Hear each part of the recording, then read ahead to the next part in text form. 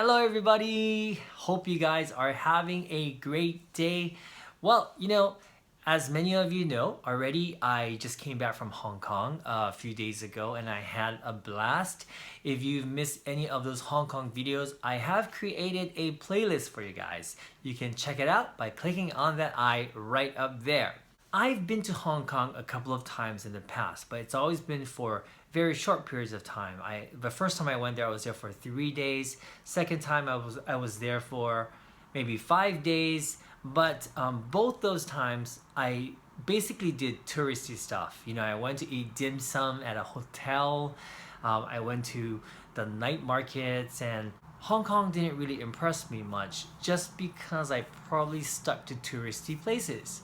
But this time, I met up with my friend Lawrence, and he took me around and showed me places that I never knew existed in Hong Kong. And I also stayed at an Airbnb apartment in the middle of Soho, which is a wonderful area. So I got to experience a little bit of the local life, and I actually felt like I was living there. First of all, the area called Soho is kind of interesting because it almost doesn't feel like you're in Hong Kong. Well, my image of Hong Kong at least.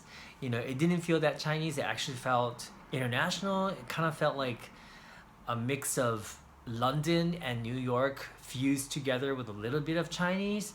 But, a lot of the shops and restaurants were written in English. And I swear it seemed like half the people were Caucasian.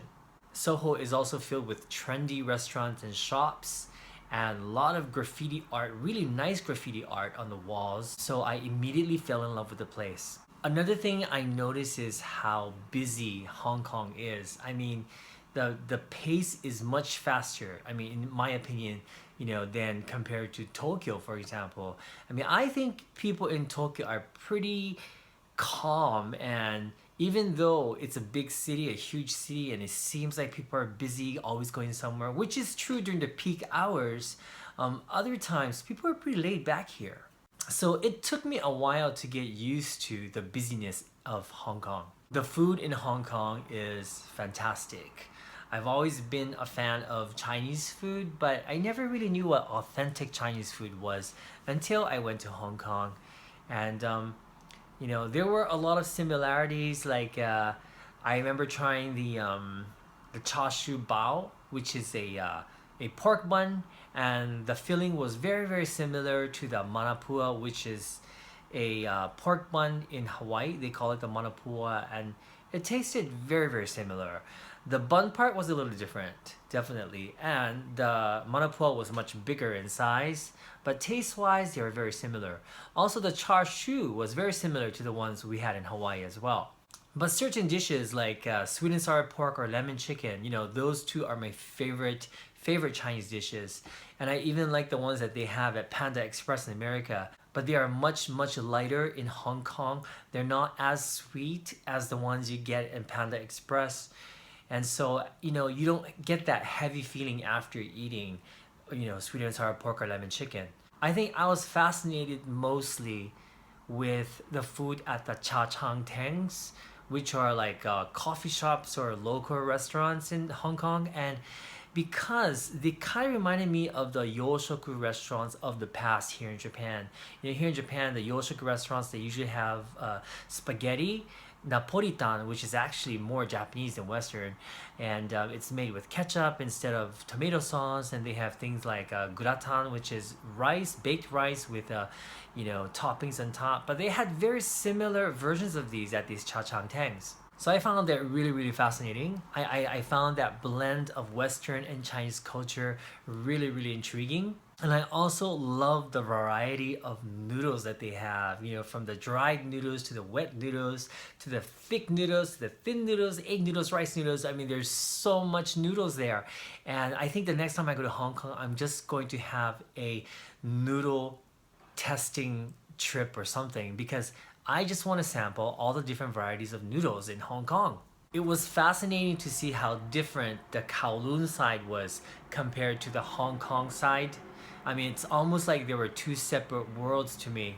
Hong Kong side is a lot more business, international, cosmopolitan, and trendy, whereas Kowloon side was more Chinese. You actually felt like you were in China. and it felt a lot more exotic. We also went to Hong Kong Disneyland. That was so much fun. I always have fun at theme parks at Lawrence because he's just crazy, and you know, he's just a really really funny guy. And we went on some roller coasters. I was really really surprised that Lawrence went on with me because he is deathly afraid of roller coasters. Long time ago, 20 years ago, 20 years ago, we went with a bunch of friends to Orlando. And I remember after getting off a roller coaster, Lawrence actually was in such a bad mood. He actually felt sick to his stomach. I think he might have thrown up. And he actually swore, like he said the F word like many, many times after that. And I've never seen him in that state ever since.